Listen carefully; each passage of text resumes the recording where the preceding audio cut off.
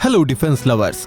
आज के India defence bulletin में हम कवर करेंगे भारत के मिलिट्री मॉडर्नाइजेशन की सबसे बड़ी और फ्रेश अपडेट्स। इंडिया अब नेक्स्ट जनरेशन कॉम्बैट पावर की तरफ एग्रेसिवली मूव कर रहा है, जहां AMCA फाइटर प्रोजेक्ट्स, अग्नि 6 मिसाइल और AI enabled air defence systems जैसे मेजर डेवलपमेंट्स डिफेंस प्लानिंग को रिशेप कर रहे हैं। साथ ही इंडियन नेवी ने indigenous naval missile salvo launch capability को सक्सेसफुली डेमोन्स्ट्रेट किया है, जबकि BrahMos export South East Asia में इंडिया की स्ट्रेटेजिक रीच को एक्सपेंड कर रहे हैं। यूरोप से लेकर इंडो पैसिफिक और वॉशिंगटन तक आज की डिफेंस हेडलाइंस क्लियर सिग्नल देती हैं कि मिलिट्री कंपटीशन अब मल्टी डोमेन, टेक्नोलॉजी ड्रिवन और जियोपॉलिटिकल डिसिसिव फेज में एंटर कर चुकी है। तो चलिए शुरू करते हैं आज का full defence news bulletin. Number 1, India next gen combat power पर फास्ट मूव कर रहा है। इंडियन एक्सप्रेस के मुताबिक इंडिया अब अपनी next generation air combat capability को फास्ट ट्रैक करने जा रहा है। डिफेंस सेक्रेटरी राजेश कुमार सिंह ने कंफर्म किया है कि एडवांस मीडियम कॉम्बैट एयरक्राफ्ट यानी AMCA प्रोजेक्ट के लिए जल्द ही सिलेक्टेड प्राइवेट फर्म्स को रिक्वेस्ट फॉर प्रपोजल इशू की जाएगी। इंडियन एक्सप्रेस के मुताबिक ये मूव इंडिया के indigenous 5th generation fighter program को एक्सेलरेट करेगा और प्राइवेट सेक्टर को स्ट्रेटेजिक कॉम्बैट एविएशन इकोसिस्टम में डायरेक्ट रोल देगा। डिफेंस एक्सपर्ट्स के मुताबिक AMCA सिर्फ एक फाइटर एयरक्राफ्ट प्रोजेक्ट नहीं, बल्कि भारत के long term air dominance doctrine का कोर पिलर है। इसके parallel India future 6th generation fighter partnerships को भी एक्सप्लोर कर रहा है, जो क्लियर सिग्नल देता है कि न्यू दिल्ली अब long term strategic air security planning पर काम कर रहा है। स्ट्रेटेजिक अफेयर्स एनालिस्ट्स के मुताबिक DRDO का अग्नि 6 मिसाइल टेक्निकली रेडी होना भी एक मेजर स्ट्रेटेजिक माइलस्टोन है। रिपोर्ट्स के मुताबिक ये long range strategic missile government approval का वेट कर रहा है। इस डेवलपमेंट से इंडिया की स्ट्रेटेजिक डिफरेंस और लॉन्ग रेंज स्ट्राइक कैपेबिलिटी को मेजर बूस्ट मिल सकता है। नंबर 2, राजनाथ सिंह ने ऑपरेशन सिंदूर और AI एयर डिफेंस पर बड़ी बात कही। डिफेंस मिनिस्टर सोर्सेज के मुताबिक डिफेंस मिनिस्टर राजनाथ सिंह ने कहा है कि इंडिया ने ऑपरेशन सिंदूर को अपनी टर्म्स पर कंक्लूड किया और जरूरत पड़ी तो भारत प्रोलॉन्ग कैंपेन के लिए भी फुली प्रिपेयर्ड था। उनका ये स्टेटमेंट इंडिया के ग्रोइंग स्ट्रेटेजिक कॉन्फिडेंस और मिलिट्री रेडीनेस का डायरेक्ट सिग्नल माना जा रहा है। टाइम्स ऑफ इंडिया के मुताबिक राजनाथ सिंह ने इसके साथ AI enabled Sudarshan air defence system को भी हाईलाइट किया, जिसे इंडिया के मिलिट्री मॉडर्नाइजेशन का एक मेजर एग्जांपल बताया गया। यह सिस्टम आर्टिफिशियल इंटेलिजेंस के through faster threat detection, rapid interception और ऑटोमेटेड रिस्पांस कैपेबिलिटी प्रोवाइड करता है। डिफेंस एक्सपर्ट्स के मुताबिक सुदर्शन जैसी AI based air defence technologies future warfare में क्रिटिकल रोल प्ले करेंगी, specially drone swarms, cruise missile threats और हाई स्पीड एरियल एंगेजमेंट्स के अगेंस्ट। राजनाथ सिंह का ये एम्फसाइज क्लियर करता है कि इंडिया अब कन्वेंशनल मिलिट्री स्ट्रेंथ के साथ AI ड्रिवन वॉरफेयर सिस्टम्स पर भी एग्रेसिवली इन्वेस्ट कर रहा है। नंबर 3, अग्नि 5 ने इंडिया की स्ट्रेटेजिक डिफरेंस को और स्ट्रॉन्ग किया। डिफेंस रिसर्च सोर्सेज के मुताबिक इंडिया का अग्नि 5 मिसाइल प्रोग्राम भी स्ट्रेटेजिक डिफरेंस आर्किटेक्चर का एक मेजर पिलर बना हुआ है। अग्नि 5 एक long range nuclear capable ballistic missile है, जो 5000 किलोमीटर से ज्यादा स्ट्राइक रेंज के साथ इंडिया को डीप स्ट्रेटेजिक रीच प्रोवाइड करता है। डिफेंस एक्सपर्ट्स के मुताबिक ये missile specially long range difference के लिए डिजाइन की गई है और एशिया के क्रिटिकल स्ट्रेटेजिक जोन्स तक प्रिसिशन स्ट्राइक कैपेबिलिटी मेंटेन करती है। स्ट्रेटेजिक अफेयर्स एनालिस्ट्स के मुताबिक अग्नि 5 का सबसे बड़ा सिग्निफिकेंस उसकी कैनिस्टर बेस्ड लॉन्च कैपेबिलिटी और रैपिड डिप्लॉयमेंट रेडीनेस है। इसका मतलब है कि मिसाइल को ज्यादा क्विकली डिप्लॉय किया जा सकता है और सर्वाइवेबिलिटी भी सिग्निफिकेंटली इंप्रूव होती है। डिफेंस रिपोर्ट्स के मुताबिक अग्नि 5 ऑलरेडी इंडिया के न्यूक्लियर डिफरेंस पोस्चर को स्ट्रेंथन कर चुका है और क्रेडिबल साउंड स्ट्राइक कैपेबिलिटी को रीइंफोर्स करता है। मिलिट्री एनालिस्ट्स के मुताबिक अग्नि 5 का ऑपरेशनल रेडीनेस इंडिया के स्ट्रेटेजिक डिफरेंस फ्रेमवर्क को और स्टेबल बनाता है, स्पेशली उस एनवायरनमेंट में जहां लॉन्ग रेंज मिसाइल कंपटीशन और न्यूक्लियर सिग्नलिंग स्टेडली इंटेंसिफाई हो रही है। ये मिसाइल इंडिया के क्रेडिबल मिनिमम डिफरेंस डॉक्ट्रिन का कोर एलिमेंट माना जाता है। Number 4, India Italy defence ties और स्ट्रॉन्ग हुई। बिजनेस वर्ल्ड के मुताबिक इंडिया और इटली ने 2026-27 के लिए bilateral military cooperation plan exchange किया है, जो दोनों देशों के डिफेंस टाइज को एक नए स्ट्रेटेजिक लेवल पर ले जा रहा है। इस फ्रेमवर्क में मिलिट्री एंगेजमेंट, मैरीटाइम कोऑपरेशन और डिफेंस इंडस्ट्री कोलैबोरेशन जैसे की पिलर्स इंक्लूड किए गए हैं। डिप्लोमेटिक सोर्सेज के मुताबिक इंडिया ने इटली के सामने सेंसिटिव डिफेंस टेक्नोलॉजीज के पाकिस्तान तक ट्रांसफर को लेकर कंसर्न भी रेज किए। ये डेवलपमेंट क्लियर सिग्नल देता है कि न्यू दिल्ली अब डिफेंस डिप्लोमेसी को सिर्फ कोऑपरेशन तक नहीं बल्कि स्ट्रेटेजिक सिक्योरिटी कंसर्न्स के साथ बैलेंस कर रही है। स्ट्रेटेजिक अफेयर्स एक्सपर्ट्स के मुताबिक इटली के साथ स्ट्रॉन्गर डिफेंस कोऑर्डिनेशन इंडिया के लिए यूरोप के डिफेंस इकोसिस्टम में डीपर एक्सेस का अपॉर्चुनिटी क्रिएट करता है। इससे defence technology sharing, industrial collaboration और नेवल सिस्टम्स डेवलपमेंट में इंडिया को लॉन्ग टर्म बेनिफिट मिल सकता है। नंबर 5, नेवी डीआरडीओ ने indigenous naval missile salvo launch test किया। टाइम्स ऑफ इंडिया के मुताबिक इंडियन नेवी और डीआरडीओ ने ओडिशा कोस्ट के पास सी किंग हेलीकॉप्टर से indigenous naval antiship missile short range यानी NASM-SR का पहला सक्सेसफुल सैल्वो लॉन्च डेमोन्स्ट्रेट किया है। ये इंडिया की नेवल स्ट्राइक कैपेबिलिटी के लिए एक मेजर माइलस्टोन माना जा रहा है। डिफेंस सोर्सेज के मुताबिक इस टेस्ट ने इंडिया की helicopter based anti ship strike capability को वैलिडेट किया है, जो नेवल वॉरफेयर में रैपिड रिस्पांस और फ्लेक्सिबिलिटी स्ट्राइक ऑपरेशंस के लिए क्रिटिकल है। इस मिसाइल का इंडिजिनस होना आत्मनिर्भर भारत डिफेंस पुश को भी मेजर बूस्ट देता है। स्ट्रेटेजिक एक्सपर्ट्स के मुताबिक NASM-SR का successful salvo launch Indian Ocean region में इंडिया के मैरीटाइम डिफेंस को सिग्निफिकेंटली स्ट्रेंथन करेगा। नंबर 6, वियतनाम के साथ ब्रह्मोस डील फाइनल स्टेज में। इकोनॉमिक टाइम्स के मुताबिक वियतनाम इंडिया के साथ लगभग 5,800 करोड़ की ब्रह्मोस मिसाइल डील के फाइनल स्टेज में है।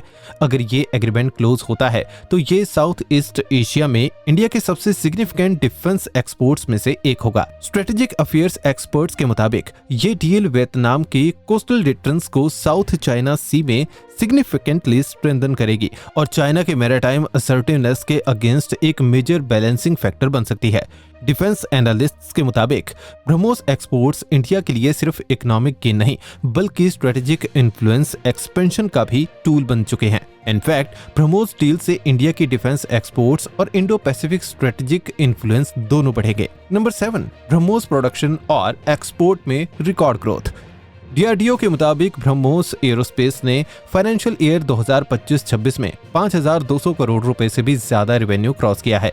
साथ ही लखनऊ फैसिलिटी अब एक्टिवली मिसाइल प्रोडक्शन कर रही है और इस फिस्कल में 4,000 करोड़ रुपए के एक्सपोर्ट ऑर्डर साइन हो चुके हैं।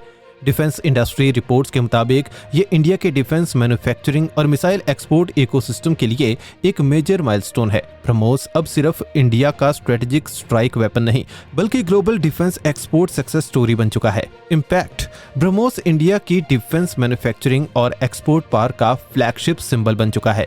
नंबर 8, यूएस डिफेंस डिबेट में चाइना सबसे बड़ा मुद्दा बना। वाशिंगटन में चल रही यूएस डिफेंस डिबेट में इस बार सबसे बड़ा और सबसे सेंट्रल मुद्दा चाइना बना हुआ है। रॉयटर्स की रिपोर्टिंग के मुताबिक पेंटागन, कांग्रेस और स्ट्रेटेजिक पॉलिसी सर्कल्स में सबसे ज्यादा फोकस चाइना की रैपिडली एक्सपेंडिंग मिलिट्री पोस्चर पर रहा, खासकर उसकी naval buildup, missile capability, cyber warfare strength और ताइवान के अराउंड एग्रेसिवली मिलिट्री एक्टिविटी पर। अमेरिकन डिफेंस प्लानर्स का मानना है कि चाइना सिर्फ एक रीजनल राइवल नहीं बल्कि लॉन्ग टर्म स्ट्रेटेजिक कॉम्पिटिटर बन चुका है, जो अगले कई डेकेड्स तक यूएस मिलिट्री प्लानिंग को शेप करेगा। इस डिबेट का दूसरा क्रिटिकल एंगल चाइना का रशिया, ईरान और साउथ कोरिया के साथ बढ़ता स्ट्रेटेजिक अलाइनमेंट रहा। वाशिंगटन में एनालिस्ट्स का कहना है कि ये इनफॉर्मल ब्लॉक यूएस के लिए एक मल्टी थ्रेट चैलेंज क्रिएट कर रहा है, जहां इंडो पैसिफिक, मिडिल ईस्ट और ईस्ट यूरोप के सिक्योरिटी थ्रेट्स एक दूसरे से इंक्रीजिंगली लिंक्ड दिख रहे हैं। यूएस ऑफिशियल्स का मानना है कि अगर चाइना डिप्लोमेटिक, टेक्नोलॉजिकल या मिलिट्री सपोर्ट के थ्रू इन पावर्स को इनडायरेक्टली स्ट्रेंथन करता है तो अमेरिका को एक ही वक्त में मल्टी फ्रंट्स पर स्ट्रेटेजिक प्रेशर फेस करना पड़ सकता है। राउटर्स ने रिपोर्ट किया है कि यूएस डिफेंस लीडरशिप ओपनली इस बात को एसेस कर रही है कि बीजिंग का इनडायरेक्ट कोऑर्डिनेशन मॉस्को और तेहरान के साथ फ्यूचर कॉन्फ्लिक्ट कैलकुलेशंस को काफी कॉम्प्लेक्स बना रहा है। इस वजह से चाइना का इशू अब सिर्फ फॉरेन पॉलिसी कंसर्न नहीं जबकि यूएस बजट डिफेंस प्रायोरिटीज का को ड्राइवर बन गया है। स्ट्रेटेजिक प्लानर्स अब missile stockpiles, naval expansion, drone warfare, AI enabled defence systems और इंडो पैसिफिक फोर्स पोस्चर को टॉप फंडिंग प्रायोरिटी के रूप में देख रहे हैं। Taiwan contingency, South China Sea tensions और broader Indo Pacific defence architecture को स्ट्रेंथन करना वॉशिंगटन की टॉप मिलिट्री प्रायोरिटी बन रहा है। एनालिस्ट्स का मानना है कि आने वाले सालों में यूएस चाइना राइवलरी और इंटेंस होगी, जहां डिफेंस स्पेंडिंग, अलायंस बिल्डिंग और military readiness directly China challenge के हिसाब से शेप होगी।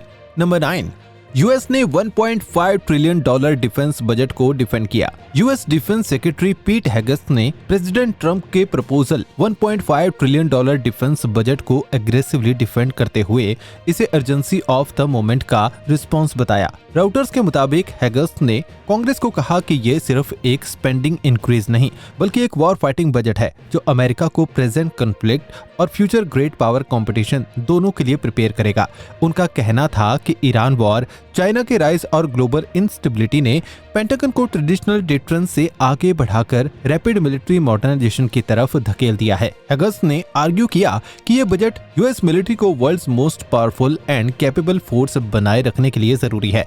इसमें missile defence, autonomous drones, AI enabled warfare system, naval expansion, munition production और न्यूक्लियर रेडीनेस जैसे सेक्टर पर हैवी इन्वेस्टमेंट का प्रपोजल है। पेंटागन के मुताबिक ये स्पेंडिंग सिर्फ बैटलफील्ड रेडीनेस नहीं बल्कि डिफेंस इंडस्ट्रियल बेस को रिवाइव करने का भी सिग्नल है, ताकि America long term strategic competition specially China के अगेंस्ट अपनी एज मेंटेन कर सके। डिफेंस एक्सपर्ट्स के हिसाब से ये बजट एक क्लियर जियोपॉलिटिकल सिग्नल है। वॉशिंगटन अब शॉर्ट टर्म वॉर से ज्यादा लॉन्ग टर्म पावर राइवलरी के लिए प्रिपेयर कर रहा है। ईरान कॉन्फ्लिक्ट ने इमीडिएट अर्जेंसी क्रिएट की है, लेकिन ब्रॉडर ऑब्जेक्टिव चाइना और रशिया जैसे राइवल के अगेंस्ट सस्टेन्ड मिलिट्री पोस्चर को स्ट्रेंथन करना है। एनालिस्ट्स का मानना है कि ये प्रपोजल यूएस स्ट्रेटेजिक डॉक्ट्रिन को रीडिफाइन करता है, जहां डिफेंस स्पेंडिंग अब सिर्फ वॉर रिस्पॉन्स नहीं बल्कि फ्यूचर ग्लोबल डोमिनेंस का टूल बन चुका है। नंबर 10, कनाडा होस्ट करेगा नया ग्लोबल डिफेंस बैंक। राउटर्स के मुताबिक कनाडा ने अनाउंस किया है कि वो proposed defence security and resilience bank यानी DSRB को होस्ट करेगा। ये एक नया मल्टीलेटरल इंस्टीट्यूशन होगा जो डिफेंस और रेजिलियंस प्रोजेक्ट्स को फाइनेंस करेगा। जियोपॉलिटिकल एनालिस्ट्स के मुताबिक ये bank future global defence financing architecture में एक इंपॉर्टेंट रोल प्ले कर सकता है, स्पेशली पार्टनर नेशंस के स्ट्रेटेजिक इंफ्रास्ट्रक्चर और सिक्योरिटी रेजिलियंस प्रोजेक्ट्स के लिए। अब टाइम है प्योर डिफेंस टेकअवे का। आज की डिफेंस हेडलाइंस एक बिल्कुल क्लियर पिक्चर दिखाती हैं कि ग्लोबल मिलिट्री कंपटीशन अब ट्रेडिशनल बैटलफील्ड से बहुत आगे निकल चुकी है।